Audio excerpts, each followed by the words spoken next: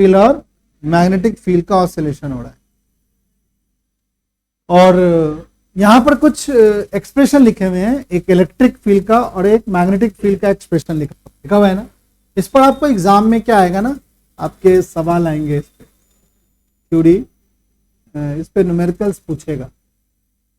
तो जो ऑसिलेशन होता है, जैसे हम लिखेंगे अगर इलेक्ट्रिक फील्ड का ऑसिलेशन, तो देखोगे कि एक हम लोग एक्सिस बनाएंगे, मान लीजिए ये हमारा कौन सा एक्सिस है, वाई एक्सिस है, और इस एक्सिस को हम लोग एक्स एक्सिस बना लिया। तो यहां पर देखो कि एक्स एक्सिस के अलोंग इलेक्ट्रिक फील्ड का ऑसिलेशन का फॉर्मूला लिखा हुआ है।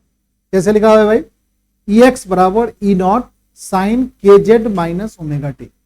इलेक्ट्रिक फील्ड कर रहा है, एक्स एक्सिस के अलोंग ऑसिलेट कर रहा है, तो हमारी इलेक्ट्रिक फील्ड का ऑसिलेशन क्या होगा, एक्स एक्सिस के अलोंग। और मैग्नेटिक फील्ड किसके अलोंग ऑसिलेट करेगा, बताओ बच्चा पार्टी। मैग्नेटिक फील्ड किसके अलोंग ऑसिलेट करेगा, वाई एक्सिस। दोनों एक दूसरे पे क्या है बताओ, परपेंडिकुलर। ऑसिलेशन मतलब हो गया इसका मैग्नीट्यूड टाइम के साथ क्या होगा, चेंज होगा, ठीक है ना। अगर उसका ग्राफ हम देखना चाहेंगे तो हमारे पास एनसीईआरटी बुक में वो ग्राफ दिया हुआ है, देखा है कोई बच्चा ऑसिलेशन वाला ग्राफ। ग्राफ कहने का मतलब कि जो कई बार आप देखे भी होंगे, आपको याद नहीं है, बट उस ऑसिलेटरी ग्राफ को आप चलो एक बार हम लोग देख लेते हैं।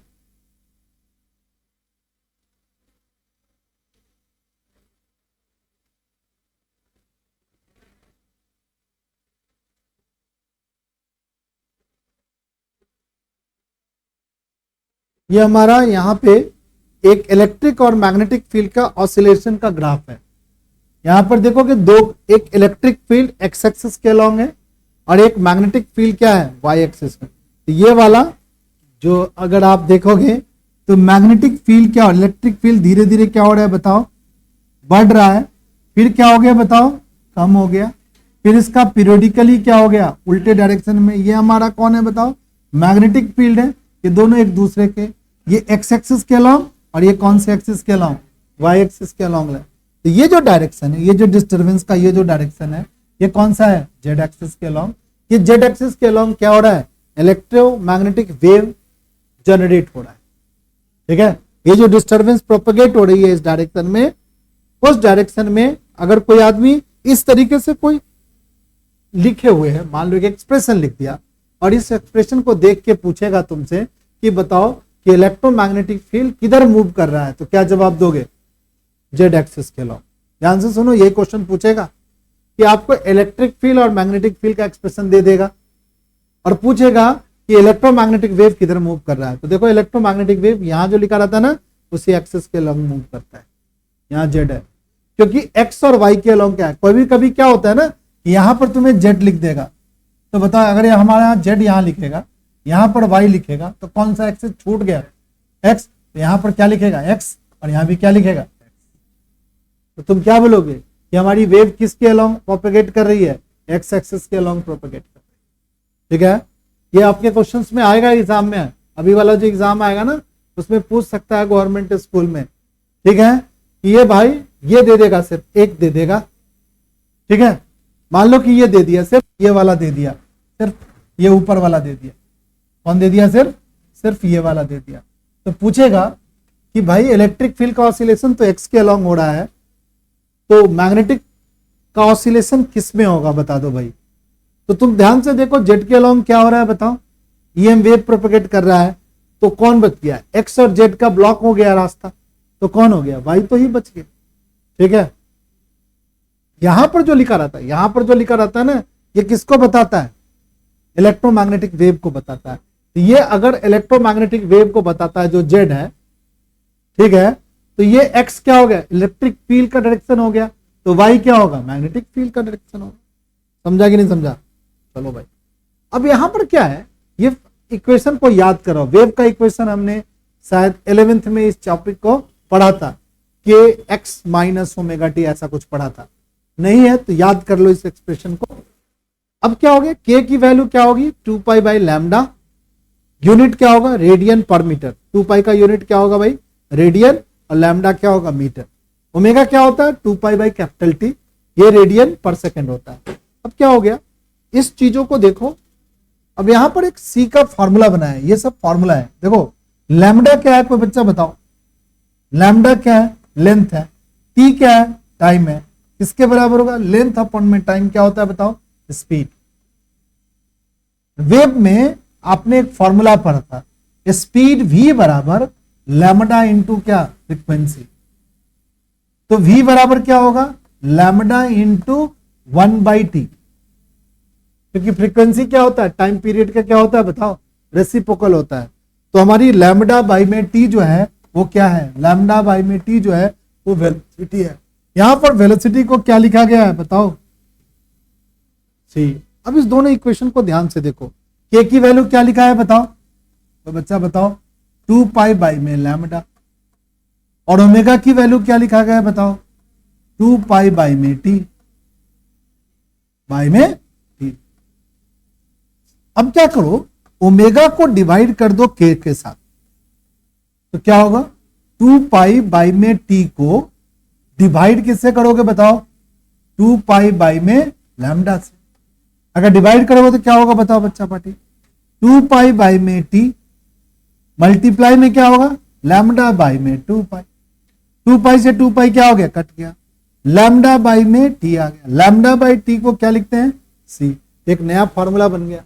ओमेगा को अगर हम के से डिवाइड करते हैं, यहां से ओमेगा निकाल लो, यहां से क्या निकाल लो, के निकाल लो, तो क्या निकल जाएगा, सी। और ये सी किसके बराबर होगा, लैम्डा बाई में टी के बराबर होगा, इसीलिए एक एक्सप्रेशन बना दिया। यहां से एक फॉर्मूला और बना सकते हैं, ओमेगा बराबर क्या होगा, सी के, और सी क्या है, speed of electromagnetic wave in vacuum. C की एक और फॉर्मूला है, सी बराबर होता है 1/√μ0 एप्सिलॉन नॉट।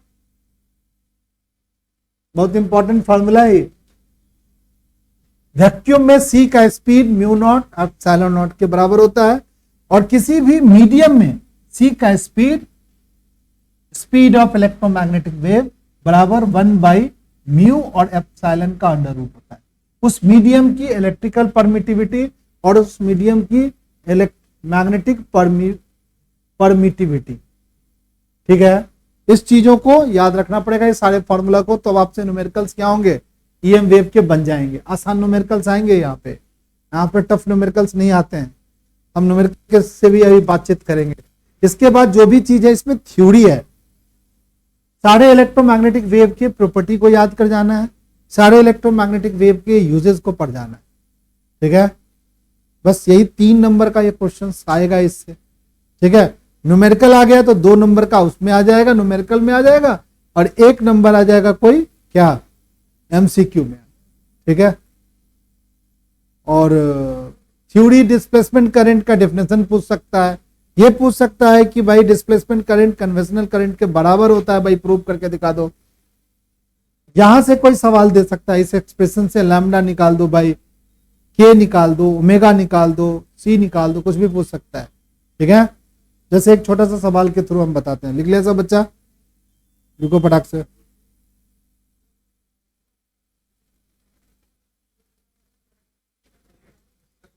हाँ, 1/μ एप्सिलॉन,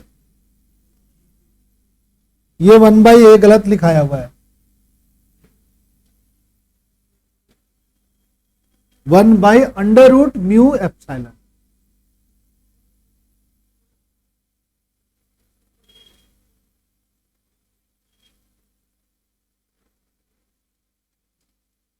चलिए थोड़ा एनसीईआरटी बुक को भी देखते हैं हम लोग, ठीक है।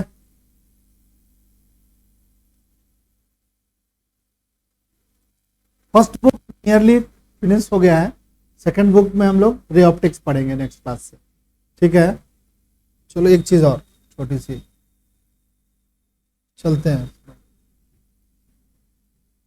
अभी फिर ले चलते हैं सबको। ये वही सब बात हमने जो लिखा है ना फॉर्मूला, इस पर कौन सा न्यूमेरिकल तुमसे पूछे, रेशनलाइज सिलेबस में देखो ये सवाल दिया हुआ है। एक चीज और, एक फॉर्मूला और है, उसमें ऐड करो सही बच्चे, ये फॉर्मूला ऐड करो, ये फॉर्मूला ऐड करो। कहां चला गया, रहा तो बेटा,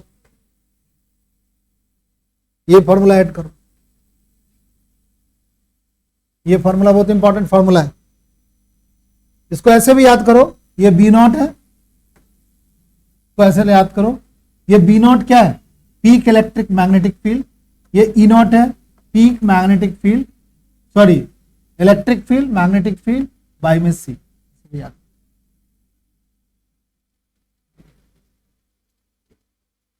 बहुत इंपॉर्टेंट फॉर्मूला है। बी नॉट बराबर ई नॉट बाई में क्या, सी, सी क्या है कोई बच्चा बता देगा, स्पीड ऑफ लाइट कितना होगा 3 into 10 to the power 8 metre per second, ये हमारा स्पीड ऑफ लाइट है बॉस।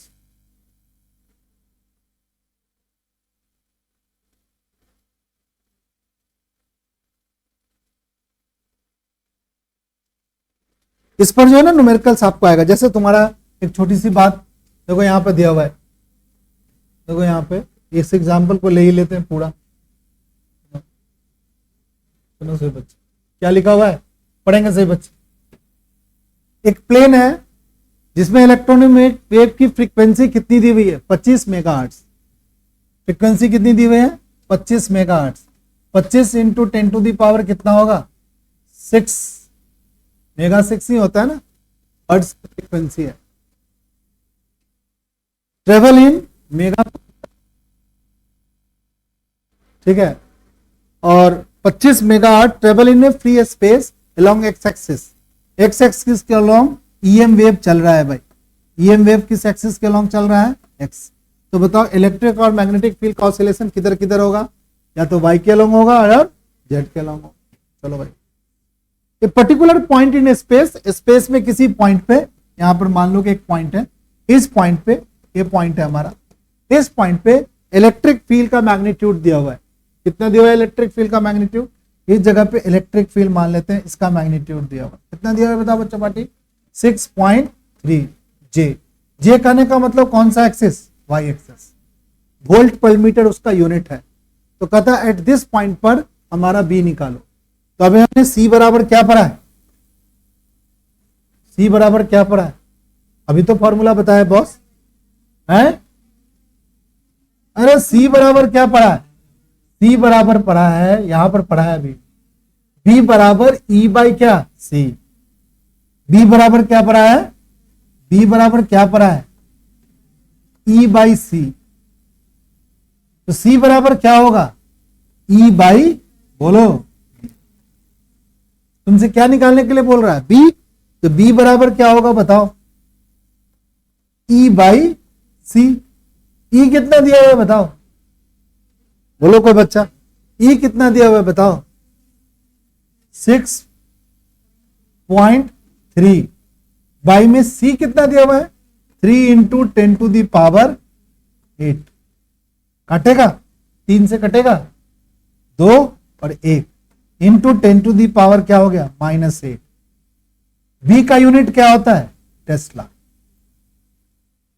नहीं होगा, चलो भाई अब बताओ ई किस एक्सिस के अलोंग है, ई किस एक्सिस के अलोंग है, ई किस एक्सिस के अलोंग है, ठीक तो बोल रहे हैं अरे वाई एक्सिस के अलोंग, इलेक्ट्रोमैग्नेटिक वेव किस एक्सिस के अलोंग है एक्स एक्सिस के अलोंग, तो बताओ जो मैग्नेटिक फील्ड बी जो बना है वो किस एक्सिस के अलोंग होगा, बोलो जेड एक्सिस के अलोंग, नहीं होगा जेड एक्सिस के अलोंग। चलो अब क्या होगा, थोड़ा सा डायरेक्शन के बारे में सोचते हैं, तो हमारे पास परपेंडिकुलर, देखो यहां जब भी बोल्ड में एनसीईआरटी बुक में कहीं भी बोल्ड में लिखा हुआ है तो वो वेक्टर है कि स्केलर है, वेक्टर है, इसके पास मैग्नीट्यूड भी और डायरेक्शन है, तो मैग्नीट्यूड तो तुमने निकाल लिया, डायरेक्शन कैसे निकाला, तो डायरेक्शन हमने सोचा कि इलेक्ट्रोमैग्नेटिक वेव अगर एक्स एक्सिस के अलोंग मूव कर रहा है, by electric field y axis के अलोंग मूव कर रहा है, तो मैग्नेटिक फील्ड क्या होगा जेड एक्सिस के अलोंग मूव, तो जेड एक्सिस के अलोंग मूव करेगा, तो यहां पर इसके साथ क्या लिख सकते हो के कैप लिख सकते हैं, तो ये 2.1 इंटू 10 टू दी पावर -8 के कैप, और यहाँ टी क्या है टाटा टेस्ला, बहुत बच्चों को टाटा बे टी फॉर टाटा नहीं ना, टी फॉर टेस्ला, यहां टेस्ला दिया हुआ है, ऐसे आप निकाल सकते, समझ गया सब बच्चा, चलो भाई एक और क्वेश्चन ले लेंगे, ऐसे ऐसे छोटे छोटे सवाल आएंगे और एग्जाम में छोड़ के आओगे ना तो बड़ा मन दुख होगा, अरे यार इतना हल्का था यार, ये तो मैं चुटकी बजा के कर देता, पर बज नहीं पाया एग्जाम में हमारी चुटकी। ठीक है, electric magnetic field is place in electromagnetic wave given by equation this. देख रहे हो भाई, हमारे पास अभी हमने एक फॉर्मूला पढ़ा था, क्या पढ़ा था भाई, बी वाई बराबर बी नॉट साइन बोलो के एक्स प्लस बोलो ओमेगा टी। उससे देखो ये कंपेयर कर सकते हो, नहीं कर सकते हो? और तुमसे पूछ रहा है कि ये जो वेव है तो उसके लिए इलेक्ट्रिक फील्ड, पहला दूसरा सवाल बनाएंगे, इलेक्ट्रिक फील्ड का एक्सप्रेशन कर रहा है लिखने के लिए। बताओ मैग्नेटिक फील्ड किधर ऑसिलेट कर रहा है, वाई एक्सिस के लिए। इलेक्ट्रोमैग्नेटिक वेव किधर जा रहा है, तो ये किस एक्सिस के अलॉन्ग होगा, यहां ई नॉट लिखेगा, साइन लिखेगा, और यहां पर कोई चीज चेंज होगा क्या, कुछ चेंज नहीं होता है भाई, जो चीज ये होता है वही चीज लिखा जाता है। क्या लिखेगा, कोई बच्चा बताएगा? 0.5 into 10 to the power 3 x plus omega की जगह क्या लिखेगा, 1.5 इंटू 10 टू द पावर 11। यहां क्या लिखेगा, इलेक्ट्रिक फील्ड का यूनिट क्या होता है, न्यूटन पर कूलम, नहीं ना था न्यूटन पर कूलम इलेक्ट्रिक पर। और ये क्या होता था बताओ, टेस्ला। लिख दो यहां पर, कोई दिक्कत। Right the expression of electric field, electric field का एक्सप्रेशन लिख दिया। अब यहां पर ई नॉट की वैल्यू निकालेंगे। अभी हमने पढ़ा था बी का फॉर्मूला, बी नॉट बराबर क्या पढ़ा था बताओ, E naught by C. E naught की वैल्यू निकाल लेंगे। क्या करेंगे भाई ई नॉट की वैल्यू निकालने के लिए, ई नॉट बराबर बी नॉट मल्टीप्लाई में क्या होगा, सी। बी नॉट कितना है बताओ, बी नॉट की वैल्यू कितनी है, 2 इंटू 10 टू द पावर -7, और सी कितनी होती है, 3 इंटू 10 टू द पावर 8। अब ये मत कहना कि सी पता नहीं है सर हमको, वो लाइट की स्पीड ही लेना है हमें। 3 2 जा क्या हो गया 6, 10 टू द पावर क्या होगा 1, 10 की पावर -7 में 10 की पावर 8 गया, 10 की पावर 1 पॉजिटिव बन गया, कितना हो गया 60। क्या लिखेंगे ई नॉट की value, Newton per coulomb. Expression change करेंगे, हाँ सर चेंज करेंगे।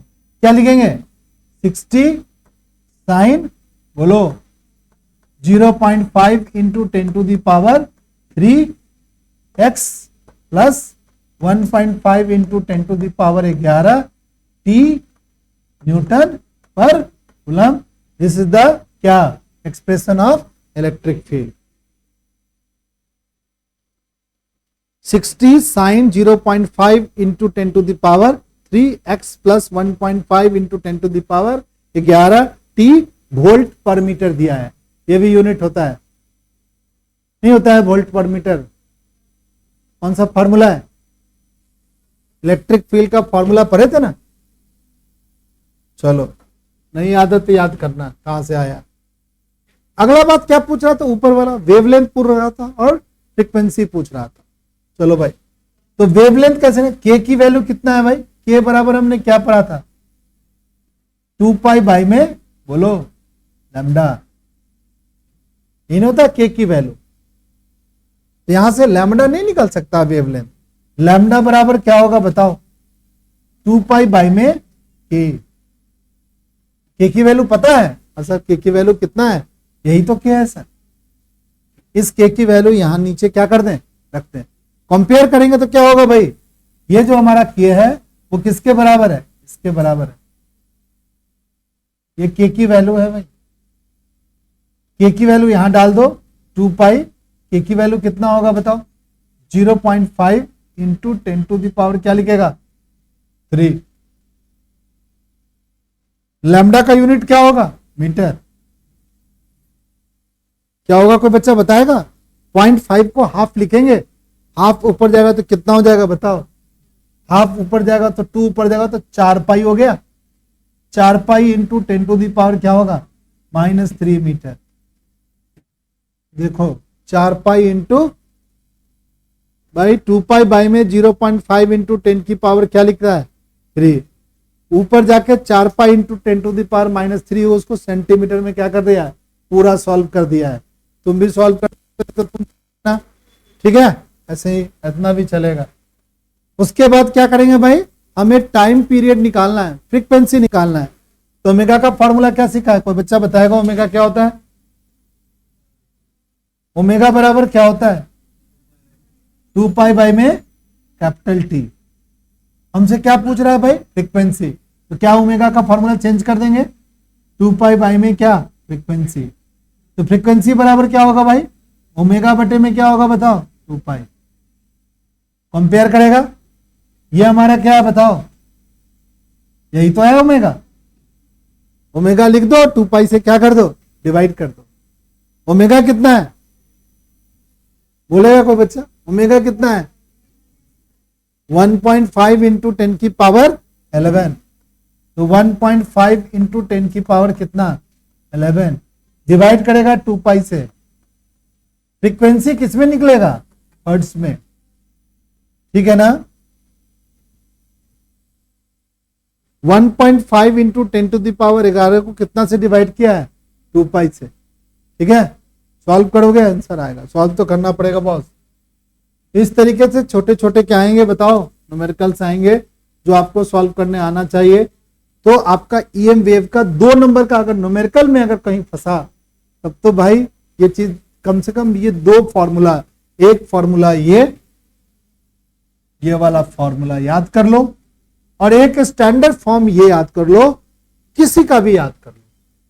बी बराबर क्या लिखते थे बताओ कोई बच्चा, बी नॉट, बोलो साइन, बोलो के एक्स, बोलो ओमेगा टी। यहां एक्स लिखे तो यहां क्या लिख सकते, एक्स लिखे कि वाई लिखे कि जेड लिखे, एक्स छोड़ के सर आप कुछ भी लिख लो। अगर यहां एक्स लिखो तो यहां पर सर वाई लिख लो, कोई दिक्कत नहीं, चलेगा। बट अगर इलेक्ट्रिक फील्ड का कायदा लिखने के लिए तो कैसे लिखोगे, ई जेड बराबर क्या लिखेंगे, ई नॉट साइन, बोलो के एक्स प्लस ओमेगा टी। इसको बोलते हैं फेज, इसको बोलते हैं फेज। तुम ग्राफ देखोगे ना, ईएम वेव का ग्राफ देखोगे तो फेज चेंज नहीं होता है। देखो फेज क्या है, देखो जब ये तुम्हारा पीक पे है, जैसे ये छोटा है ना, ये भी छोटा है, अब ये बड़ा हुआ तो ये भी बड़ा हो गया, ये बड़ा हुआ तो ये बड़ा, ये बड़ा हुआ बे, इसको बोलते हैं सेम फेज। जब ये बाबू साहब पीक पर पहुंचे तो ये बहन जी भी क्या पहुंच गई, पीक पे पहुंच, इसको बोलते हैं सेम फेज। इसीलिए ये वाला जो एक्सप्रेशन होता है ना, के जेड माइनस ओमेगा टी, के जेड माइनस ओमेगा टी क्या होगा, बोलो सेम होता है। पर तुम ध्यान से देखोगे ना कि ये वाला जो इलेक्ट्रिक फील्ड का बी नॉट वैल्यू, अब तुम ध्यान से एक चीज और देखो सही बच्चे, ये कितना है बताओ, इलेक्ट्रिक फील्ड में ये कितना है बताओ, 60। मैग्नेटिक फील्ड में ये कितना है बताओ, कौन बड़ा है, किसका एम्पलीट्यूड बड़ा है, ई नॉट का मैग्नीट्यूड बड़ा है, ई नॉट का एम्पलीट्यूड बड़ा है, और बी नॉट का मैग्नीट्यूड देख ले कितना छोटा है, 10⁻⁷ है। यानी अगर ऑसिलेशन हो रहा है तो ज्यादा वेरिएशन किसमें दिख रहा है, मैग्नेटिक फील्ड में ज्यादा वेरिएशन दिख रहा है। इलेक्ट्रिक फील्ड का वेरिएशन का मैग्नीट्यूड, एम्पलीट्यूड क्या होता है, कम होता है। और ऐसी कुछ बातें होगी बट एक दूसरे के परपेंडिकुलर होगा, तो ईएम वेव क्या होगा, जनरेट होगा। और वो एक्स वाई में अगर ऑसिलेशन हो रहा है तो जेड के अलोंग क्या होगा, प्रोपेगेशन होगा, किसका, ईएम वेव का। अब तुमको लग रहा है समझ में आ गया होगा सही बच्चे। ये 2 सवाल हमने बताया, यही 2 सवाल आपके एग्जाम के लिए भी है, यही पूछेगा, इसी टाइप का पूछेगा, इससे ज्यादा नहीं पूछेगा, इससे ज्यादा पूछेगा वो हमारे सिलेबस के आउट ऑफ सिलेबस होंगे, ठीक है। इसलिए प्लीज ये 2 सवालों को, अभी जिसका एग्जाम है 21-25 से एग्जाम है ना, उसके लिए बहुत इंपॉर्टेंट है। इसके बाद इलेक्ट्रोमैग्नेटिक स्पेक्ट्रम की बात की गई है। स्पेक्ट्रम में क्या है कि रेडियो वेव क्या होता है, माइक्रोवेव क्या होता है, माइक्रोवेव में प्रोड्यूस किया जाता है इसे, इंफ्रारेड क्या होता है भाई, ठीक है, विजिबल रे क्या होता है जो लाइट होती है, अल्ट्रावायलेट लाइट क्या होती है, एक्सरे क्या होती है, गामा रे क्या होती है, ये सारे के सारे क्या हैं, इलेक्ट्रोमैग्नेटिक वेव है, जिसके वेवलेंथ और जिसके प्रोडक्शन और जिसके डिटेक्शन का डेटा आपको एनसीईआरटी बुक दे रखा है, जिसको आपको क्या करना पड़ेगा, दिमाग में रखना पड़ेगा। साथ में एक और बात कि हमारी जो एक्सरे या गामा या अल्ट्रावायलेट, इसकी कोई शार्प बाउंड्री नहीं है, ये ओवरले करता है। ये हमने 11th में ही पढ़ाया था कि देखोगे कब गामा खत्म होके एक्सरे शुरू हो गया और कब एक्सरे शुरू करके अल्ट्रावायलेट शुरू हो गया, ये देखो प्रॉपर बाउंड्री नहीं है। देख रहे हो गामा को कहां से कहां तक कहा भाई, भैया यहां से यहां तक, यहां से यहां तक कह रहा है गामा है भैया, बट कह रहा है एक्सरे क्या है, इसके ऊपर से शुरू हो गया भाई। तो गामा और एक्सरे का ये वाला पार्ट तो कॉमन हो गया भाई। तो कहां पे गामा खत्म हो गया और कहां पे एक्सरे शुरू हो गया, इसके बारे में शार्प डिस्टिंक्ट बाउंड्री नहीं है। बट ये कह सकते हैं कि गामा जो है ना अपर मोस्ट फ्रीक्वेंसी का ईएम वेव है और लोअर मोस्ट जो गामा का फ्रीक्वेंसी है उसको हम एक्सरे भी कह सकते हैं। ठीक है, नहीं समझा? Upper most gamma, upper most x-ray को हम गामा रे भी कह सकते हैं। नहीं समझा? ऊपर वाला ये वाला एक्सरे को हम गामा रे नहीं कह सकते, पर लोअर मोस्ट को कभी भी गामा नहीं कह सकते, उसको एक्सरे ही बोलेंगे या नहीं तो क्या बोलेंगे, अल्ट्रावायलेट रे। ठीक है, तो अल्ट्रावायलेट विजिबल रेंज के लिए कहा गया कि ये शार्प बाउंड्री होती है इसकी। गेट आउट, चलो बाहर रहो, अभी चलो बाहर रहो। हाँ वैसे ये विजिबल लाइट की बात है। ये विजिबल लाइट के देखो शार्प बाउंड्री है ना, ये विजिबल लाइट की शार्प बाउंड्री है, कोवर ओवरले नहीं बता रहा है। तो कभी कभी ये भी एग्जाम में आता है कि कौन से ईएम वेव का शार्प बाउंड्री होती है, तो आप विजिबल रे लिख के आइएगा, इस पर थ्योरी आएगा बच्चा पार्टी। उसके बाद देखोगे कहीं भी कोई शार्प बाउंड्री नहीं है भाई। देख रहा है, ईएम वेव का थोड़ा बताया है बट इतना ज्यादा तुमसे नहीं पूछेगा। ये सब के सब क्या है, रेडियो वेव है बॉस, ये सारे के सारे रेडियो वेव है। कुछ को शॉर्ट रेडियो वेव बोलते हैं, कुछ को क्या बोलते हैं, लॉन्ग वेव। एक और बात, जैसे जैसे ऊपर जाओगे वैसे वैसे फ्रीक्वेंसी बढ़ेगी, यानी गामा रे की फ्रीक्वेंसी बढ़ेगी। सबसे ज्यादा गामा रे की फ्रीक्वेंसी होती है। फ्रीक्वेंसी और लैम्डा की प्रोडक्ट हमेशा सी होता है। सी सबके लिए क्या होता है बताओ, कांस्टेंट होता है। तो लैम्डा इनवर्सली प्रोपोर्शनल है किसके, फ्रीक्वेंसी के। लैम्डा इनवर्स, अब देखो जैसे जैसे फ्रीक्वेंसी बढ़ रहा है उसका लैम्डा क्या हो रहा है बताओ, कम हो रहा है। याद रखना है सब बात। ये जो बीच में एक्सपेंड करके ऐसे जो लंबा करके बता दिया है, ये हमारा क्या है, एक्सरे, सॉरी लाइट।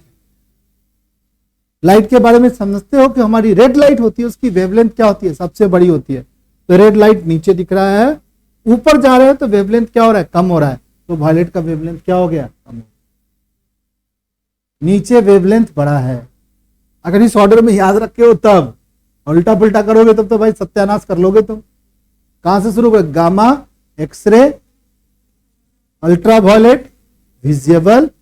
अब तुम ऊपर कभी माइक्रो बोल दो कभी इंफ्रा बोल दोगे तब तो सत्यानाश कर लिया आप।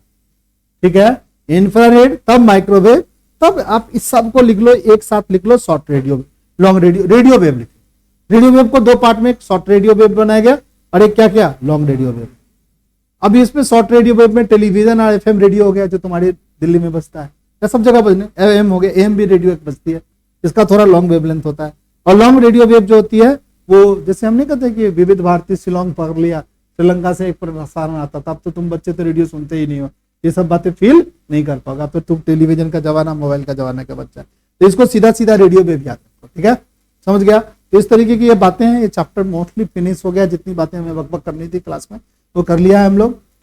मैं एक छोटा सा, अगर कहोगे तो मैं, कहोगे क्या, मैं भेज दूंगा सभी ग्रुप में, इसका एक शॉर्ट नोट है, वो नोट लिख लेना कॉपी में। ठीक है, बट उसको याद करना बहुत जरूरी है। ठीक है, थ्योरी वाला ठीक है, इसको याद कर लोगे ठीक से। और जो चीजें हैं, जो न्यूमेरिकल बातें हैं, वो पेज में आपने कॉपी में क्या कर लिया है, लिख लिया है। डिस्प्लेसमेंट करंट के बारे में पूछेगा तो वो लिख सकते हो आप लोग। ठीक है, तो आज की क्लास फिजिक्स की यहीं पे रखें।